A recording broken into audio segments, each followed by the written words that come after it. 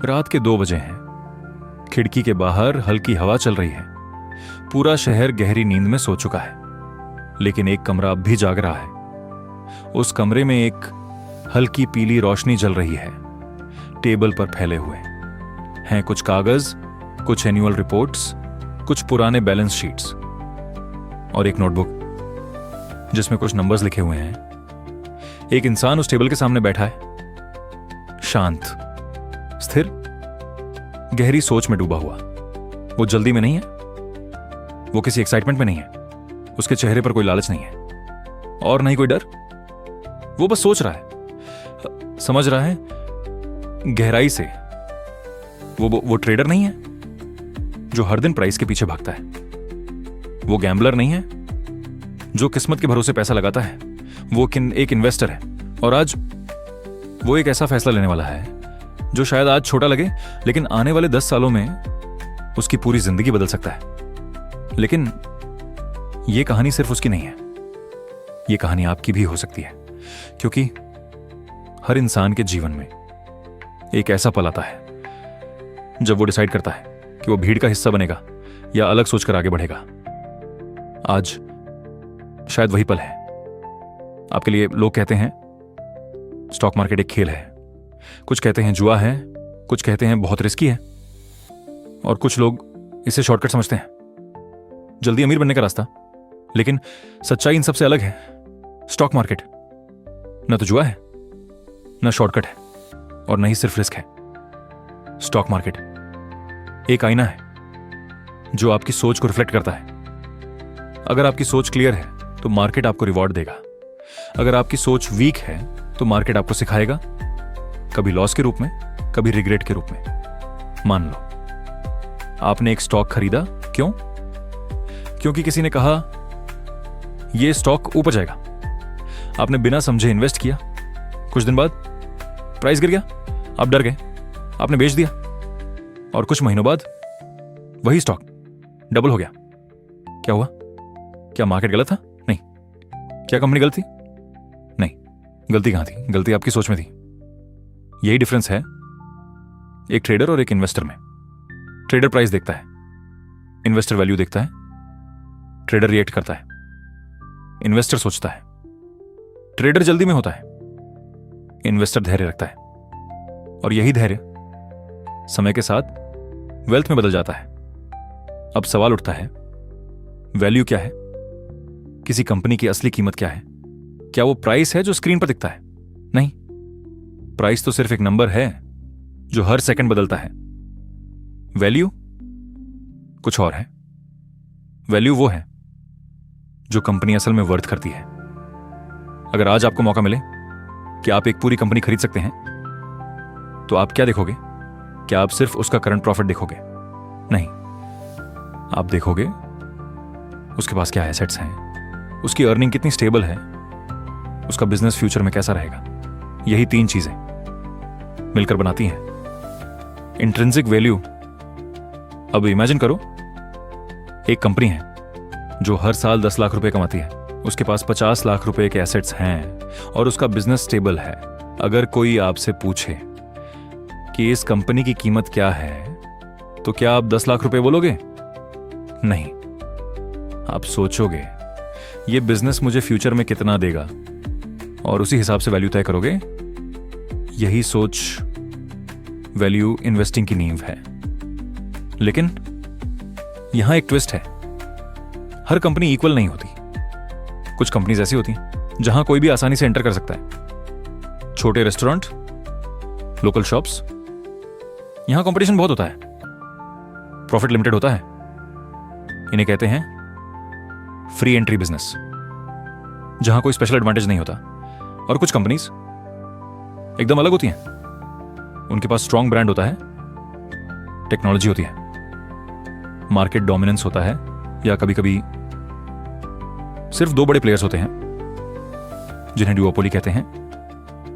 यहां एंट्री मुश्किल होती है, कंपटीशन लिमिटेड होता है, और प्रॉफिट सस्टेनेबल होता है।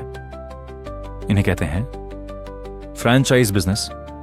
और याद रखो, सबसे इंपॉर्टेंट रूल, ग्रोथ सिर्फ वहीं वैल्यूएबल होती है जहां फ्रैंचाइज हो वरना ग्रोथ सिर्फ कंपटीशन बढ़ाती है और प्रॉफिट खत्म कर देती है।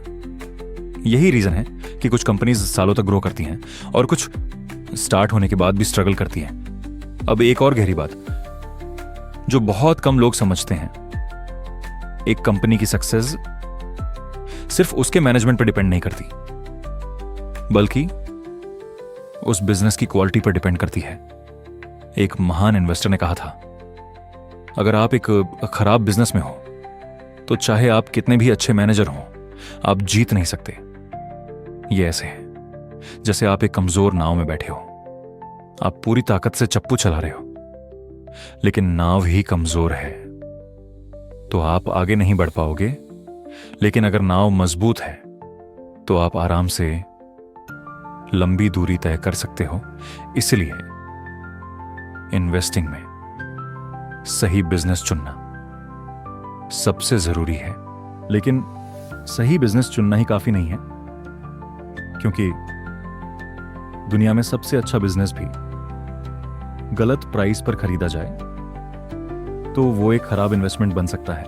और यही वो जगह है जहां से शुरू होता है वैल्यू इन्वेस्टिंग का सबसे powerful concept, margin of safety. Margin of safety यानी सुरक्षा का अंतर। यानी अगर आपकी कैलकुलेशन में थोड़ी गलती हो जाए तो भी आप सेफ रहो। मान लो आपको लगता है कि किसी कंपनी की इंट्रिंसिक वैल्यू 100 रुपए है, लेकिन आप उसे 100 रुपए पर ही खरीद लेते हो, तो आपके पास कोई सेफ्टी नहीं है। अगर आपकी कैलकुलेशन थोड़ी भी गलत हुई तो आप नुकसान में हो जाओगे। लेकिन अगर वही कंपनी आपको 60 रुपए में मिल रही है तो अब आपके पास एक कुशन है, एक प्रोटेक्शन है। अगर कुछ गलत भी हो जाए तो भी आप पूरी तरह नहीं डूबोगे। यही रीजन है कि स्मार्ट इन्वेस्टर्स हमेशा डिस्काउंट पर खरीदते हैं। जितनी अनसर्टेनिटी ज्यादा, उतना मार्जिन ऑफ सेफ्टी ज्यादा। अब एक मोमेंट के लिए सोचो, आप एक पुल से गुजर रहे हो। आपको बताया गया कि ये पुल 10 टन वजन सह सकता है और आपका ट्रक 9 टन का है। क्या आप आराम से जाओगे? शायद। लेकिन अगर आपको थोड़ा भी डाउट हो तो क्या करोगे? आप हल्का ट्रक चुनोगे ताकि रिस्क कम हो। इन्वेस्टिंग में भी यही रूल लागू होता है। अब एक और गहरी बात जो बहुत कम लोग समझते हैं, सिर्फ सस्ता होना काफी नहीं है, क्योंकि कभी कभी सस्ता स्टॉक सिर्फ इसलिए सस्ता होता है क्योंकि उसका फ्यूचर ही खराब होता है। इसलिए वैल्यू इन्वेस्टर सिर्फ चीप नहीं ढूंढता, वो चीप प्लस क्वालिटी ढूंढता है। अब आते हैं एक और पावरफुल कॉन्सेप्ट पर, कैटलिस्ट। बहुत से लोग सोचते हैं कि अगर स्टॉक अंडरवैल्यूड है तो वो जरूर ऊपर जाएगा। लेकिन सवाल है कब? अगर आपको 10 साल इंतजार करना पड़े तो आपका रिटर्न क्या होगा? यही रीजन है कि स्मार्ट इन्वेस्टर्स कैटलिस्ट ढूंढते हैं, कुछ ऐसा जो वैल्यू को अनलॉक करे, जैसे management change, acquisition, spin off या कोई मेजर इवेंट। क्योंकि जितना ज्यादा समय लगेगा उतना कम आपका एनुअल रिटर्न होगा। और याद रखो, बहुत जल्दी होना गलत होने जैसा है। अब हम बात करते हैं फोकस की। ग्लेन ग्रीनबर्ग, एक ऐसे इन्वेस्टर जिन्होंने इन्वेस्टिंग को सिंप्लीफाई किया।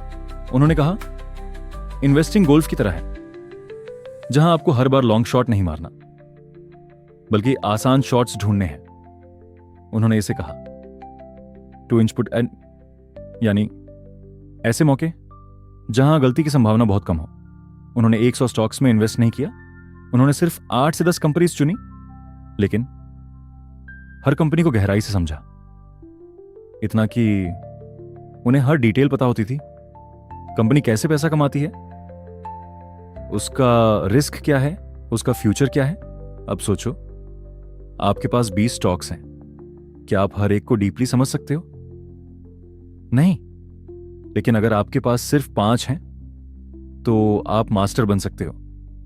यही रीजन है कि कॉन्सेंट्रेटेड इन्वेस्टिंग पावरफुल है, लेकिन सिर्फ तब जब आपकी अंडरस्टैंडिंग स्ट्रांग हो। ग्रीनबर्ग को हाई मार्जिन कंपनीज पसंद थी। क्यों? क्योंकि अगर सेल्स थोड़ी गिर भी जाए तो भी कंपनी प्रॉफिट में रहती है। और उन्हें डुओपोली बिजनेसेस पसंद थे, जहां सिर्फ दो बड़े प्लेयर्स होते हैं जो आपस में इतना compete नहीं करते कि दोनों का नुकसान हो जाए। अब एक और powerful insight, free cash flow. बहुत लोग प्रॉफिट देखते हैं, लेकिन स्मार्ट इन्वेस्टर कैश फ्लो देखता है, क्योंकि प्रॉफिट मैनिपुलेट किया जा सकता है, लेकिन कैश सच बोलता है। अगर कंपनी प्रॉफिट दिखा रही है लेकिन कैश जनरेट नहीं कर रही तो कुछ गड़बड़ है। अब हम आते हैं एक ऐसे इन्वेस्टर पर जो सबसे पहले रिस्क को समझता है, फिर रिटर्न के बारे में सोचता है, सेथ क्लारमैन। उन्होंने कहा, इन्वेस्टिंग में सबसे पहले ये सोचो, अगर मैं गलत हुआ तो क्या होगा। यानी डाउनसाइड पहले समझो, फिर अपसाइड के बारे में सोचो। अब इमेजिन करो, आप एक इन्वेस्टमेंट कर रहे हो, आप खुद से पूछते हो वर्स्ट केस क्या है, क्या मैं ये लॉस झेल सकता हूं। अगर जवाब नहीं है तो इन्वेस्ट मत करो। यही डिसिप्लिन आपको लंबे समय में बचाता है। क्लारमैन का एक और पावरफुल प्रिंसिपल था, जहां सेलर्स मजबूर होते हैं वहीं अपॉर्चुनिटीज होती हैं, जैसे bankruptcy, forced selling, spin offs. जब लोग मजबूरी में बेचते हैं तो प्राइस गिर जाता है, और वहीं स्मार्ट इन्वेस्टर एंट्री करता है क्योंकि वो वैल्यू देखता है। डर नहीं। एक रियल स्टोरी, टेक्साको एक समय उसके बॉन्ड्स बहुत सस्ते हो गए। क्यों? क्योंकि कई इंस्टीट्यूशंस उन्हें होल्ड नहीं कर सकते थे, उन्हें मजबूरी में बेचना पड़ा, प्राइस गिर गया, और क्लारमैन ने एंट्री ली। कुछ समय बाद वो इन्वेस्टमेंट बहुत बड़ा रिटर्न बन गया। यही डिफरेंस है भीड़ और इन्वेस्टर में। भीड़ पैनिक में बेचती है, इन्वेस्टर अपॉर्चुनिटी देखता है। अब तक आपने इन्वेस्टिंग के कई प्रिंसिपल समझे, value, margin of safety, patience, focus, risk. लेकिन अब हम बात करेंगे उन प्रिंसिपल्स की जो इन सबको जोड़ते हैं और उन्हें एक कंप्लीट फिलॉसफी बनाते हैं।